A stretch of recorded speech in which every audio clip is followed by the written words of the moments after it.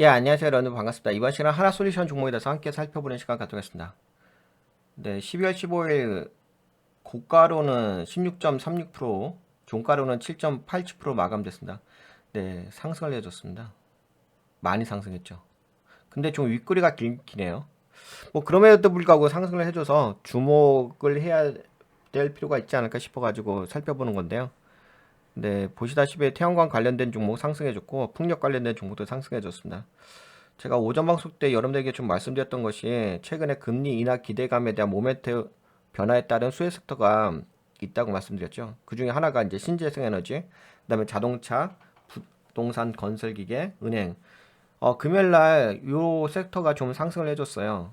예, 건설 쪽에서는 건설기계 쪽이고요. 태양과 풍력 상승해줬고, 하나솔루션 회사가요. 사업 부문이 신재생에너지, 태양광이라 써있죠. 그리고 이 회사의 어떤 이제 뉴스 12월 15일 날 왜 올라갔는지 기사가 올라왔는데요. 여기 주로 이야기가 된 것이 미국의 IRA 첨단 세액 공제 수혜, 하나솔루션 등 태양광주 강세. 근데 두 가지 이유가 있습니다. 고금리 기조 해소와 금리 인하 기대감이죠.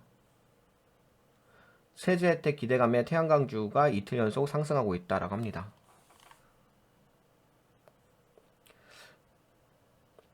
이날 태양광 관련주들이 동반 강세를 보인 건 IRA 첨단 제조, 생산, 세액공제, 수혜 전망이 나오면서다. 지난 14일 현지 시간 미국 재무부는 미국 내에서 첨단 제조 기술을 활용한 제품을 생산할 경우 부여하는 세제 혜택 AMPC 잠정 가이던스를 발표했다. 그 다음에 미국 내 생산 시설을 갖춘 배터리, 태양광, 풍력 발전 기업 수혜가 기대된다고 밝혔다고 합니다. 그리고 수급을 좀 살펴보게 된다면은 한번 쫙 볼까요? 그러다 은근하게 좀 들어왔어요. 보시게 되면 외국인들의 물량과 기관계 물량이 14일, 15일 날 들어왔잖아요. 양봉일 때, 그치? 14일, 15일 날. 이때 그 외국인이 65억, 기관계가 92억. 그 다음에 15일 날에는 93억, 기관계는 115억 들어왔죠. 근데 개인들은 던졌습니다. 개인들은 205억을 던졌죠. 금요일 날. 그리고 이렇게 쭉 살펴보셔도 최근에 한 달 동안의 어떤 수급상의 토탈 보게 되면은 외국인들이 354억 들어왔고요. 기관계는 94억이 들어왔습니다. 외국인들의 물량이 많이 들어왔죠.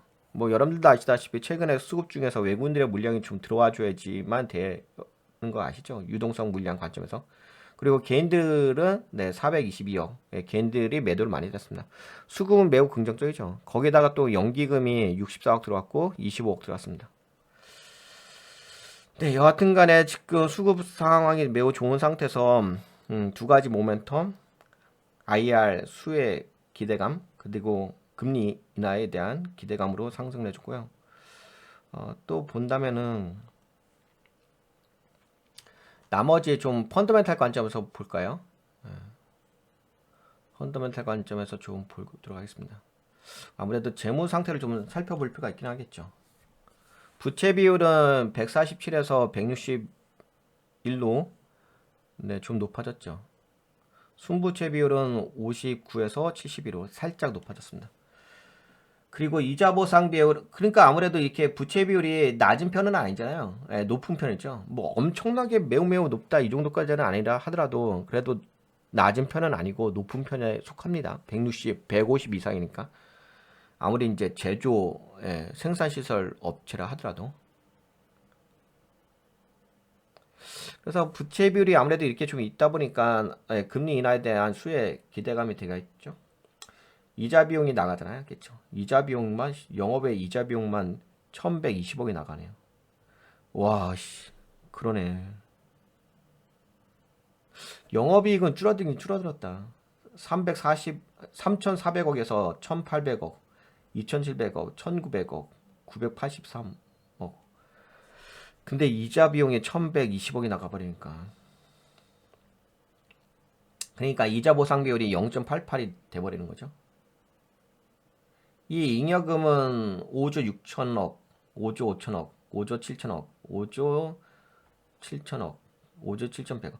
아, 근데 그 증가하진 않네. 아, 매출액도 3조 3천억에서 2조 9천억으로 줄어들었고. 약간 들쭉날쭉하네요. 영업이익은 3,400에서 983억으로 줄어들었죠. 법인세 비용도 2,200억에서 법인세 비용 차감전 계속 사업이익이요.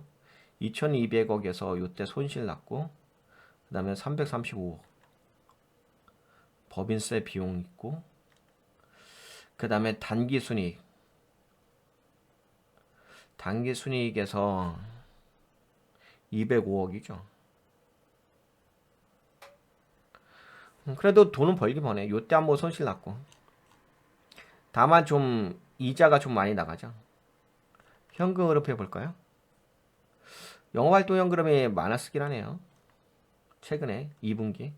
투자활동 현금도 많았어. 재무는 플러스. 현금성 자산은 1조 9천억에서 2조 8천억으로 증가했고. 그래서 뭐 그렇게까지 너무 좋다 이런 건 아니죠 뭐. 재무 상태로 봤을 때는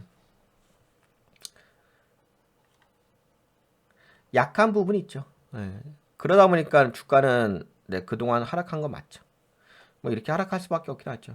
재무 상태가 좋은 편은 아니니까. 뭐 너무 나쁘다 이 정도까지는 아니라 하더라도 좋은 편은 아니죠. 그리고 공매도 현황도 볼까요?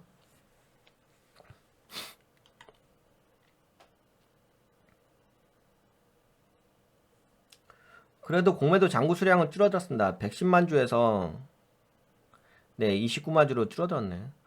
긍정적인데요? 우선 공매도 잔고 수량이 줄어든 부분은 매우 긍정적이죠. 근데 큰 폭으로 줄어들었어요. 그렇다면 이렇게 반등할 수 있는 만한 어떤 수급과 논리적 수급이 되는 거죠. 수급이 받쳐주는 거지. 그리고 여기서도 실제적으로 순매수도 들어왔고, 그리고 이렇게 올라갈 수밖에 없었던 이유가 나오긴 하네요. 그리고 최근에 상환은 계속했네요. 네, 그래서 우선은 뭐 재무적인 부분은 좋은 건 아닌데요. 그럼에도 불구하고 뭐 기술적 반등은 나올 수 있을 만한 그런 부분은 돼요. 그러니까 최근에 많이 싸졌잖아요. 그거에 의한 매매는 가능할 듯 싶습니다. 네, 그러면은 요 정도 볼까요? 태양광 쪽? 네, 이 정도 보시면 뭐 되지 않을까 싶어요. 좀 과대 낙폭에 대한 기술적 반등. 네, 그렇습니다. 수급 괜찮고요. 다만 이제 재무가 너무 좋은 건 아니니까 그것만 좀 참고하시고 뭐 나머지는 괜찮아요. 네, 그렇습니다. 전반적으로 재무는 약하지만 전반적으로 괜찮습니다. 네, 그러면 이 정도 볼게요. 네, 도움이 되셨다고 생각되시는 분들은 좋아요. 새로 오시면 구독 한번 눌러주시고요.